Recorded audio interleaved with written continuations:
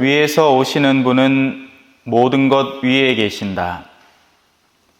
땅에서 난 사람은 땅에 속하고 땅에 속한 것을 말하는데 하늘에서 오시는 분은 모든 것 위에 계신다.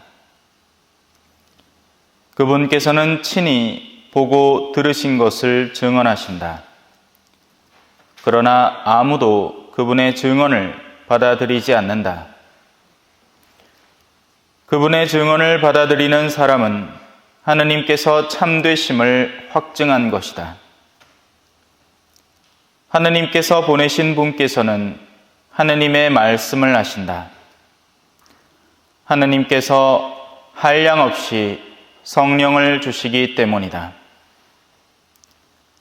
아버지께서는 아드님을 사랑하시고 모든 것을 그분 손에 내주셨다. 아드님을 믿는 이는 영원한 생명을 얻는다. 그러나 아드님께 순종하지 않는 자는 생명을 보지 못할 뿐만 아니라 하느님의 진노가 그 사람 위에 머무르게 된다. 주님의 말씀입니다.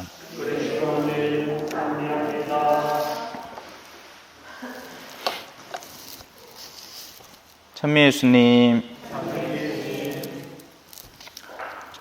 오늘 전례 안에는 두 가지 날짜가 있죠. 하나는 노동자의 성 요셉이고 다른 건 부활 2주 목요일입니다. 노동자의 성 요셉이 중대한 축일이 아니라서 둘 중에 아무거나 고르면 됩니다. 네. 그래요.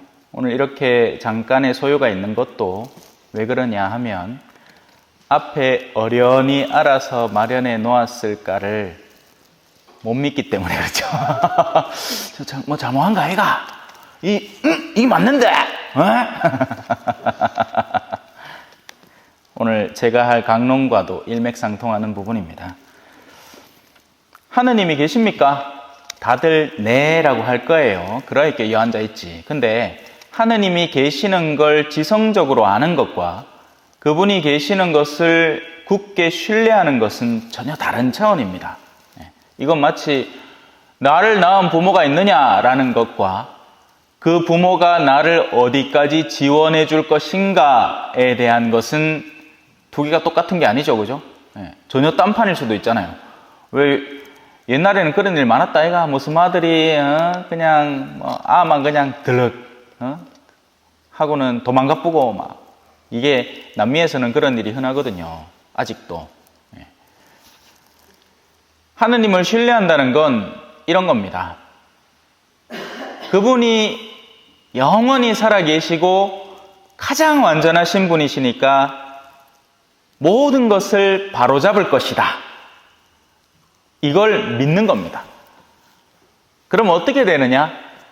지금 이 지상에서 수많은 일들이 일어나죠. 어떤 일들 가운데에는 물론 내가 좋은 일은 뭐 내가 땡 잡았다 하고 좋다 하고 치 아프지만 보통 우리가 고민하고 고심하는 건 내가 싫은 일들입니다. 억울한 거, 말도 안 되는 일들. 나는 선하게 하려고 하고 잘하게 하려고 노력을 했는데 그에 대해서 부당한 갚음을 받을 때 우리는 내면이 이 화가 북받쳐 오르죠. 실컷 뭐 해놨디만 뭐 화재가 났고 싹 타버린다든지. 얼마 전에 축사 하나도 무너졌다 아이가 누나 갖고. 막 열심히 살라고 바둥바둥거리면서 사는데 갑자기 뭐가 팍싹 하고 망가져 버립니다. 그러면 어때? 억울하죠. 손해본 것 같습니다. 그죠? 다시 묻죠. 하느님 계십니까? 예. 그분은 정의로우신가요? 예. 그래서 당신은 마지막에 모든 것을 원상태로 원래의 자리에 복귀시킬 겁니다. 그렇게 될 때 두 가지 움직임이 있겠죠. 하나, 자기가 저 높은 곳에 있다고 착각하던 이들이 있습니다. 내가 너희보다는 좀 낫지. 내가 너희보다는 좀 배웠고 너희보다는 돈도 많고 너희보다는 패션 감각도 있고. 근데 그런 사람들이 나중에 팍싹 꼬꾸라질 겁니다. 왜? 그러한 가치들이 아무짝에도 소용없다는 것이 만천하에 드러나게 될 것이거든요. 반대도 마찬가지입니다. 나 같은 기 구원받겠나? 내가 뭘 잘한 게 있을까? 그런데 그런 사람들 내면에 감춰져 있던 내적 가치들, 인내, 겸허함, 참된 신심, 하느님에 대한 굳건한 믿음 같은 것들이 인정을 받아서 더 높은 곳으로 오르기 시작할 겁니다. 그러면 완전히 이 두 개의 위치가 상반되고 뒤바뀌게 되겠죠. 그런 일들을 증언하고 있는 겁니다. 오늘 일독서는 사람에게 순종하는 것보다 하느님에게 순종하는 것이 더욱 마땅합니다. 우리는 그 일의 증인으로서 지금 이 증언을 하고 있는데 당신들이 그걸 못 받아들이고 우리를 당신들의 위협으로 느낀다니 참 안타깝군요. 하지만 그들은 어떻게 해요? 그럼 그 말을 듣고 아이고 미안하다, 내가 잘못 생각했네, 이래 얘기할까요? 아닙니다. 그들은 이 말을 듣고 격분하여 사도들을 죽이려고 합니다. 그리고 실제로 죽입니다. 그래서 우리 내면에 증오의 씨앗, 살인의 씨앗을 갖고 있는 사람들이 많습니다. 누군가에 대해서 부정적으로 생각하고 증오하고 결국에는 그들을 죽이고 싶어 하는 거죠.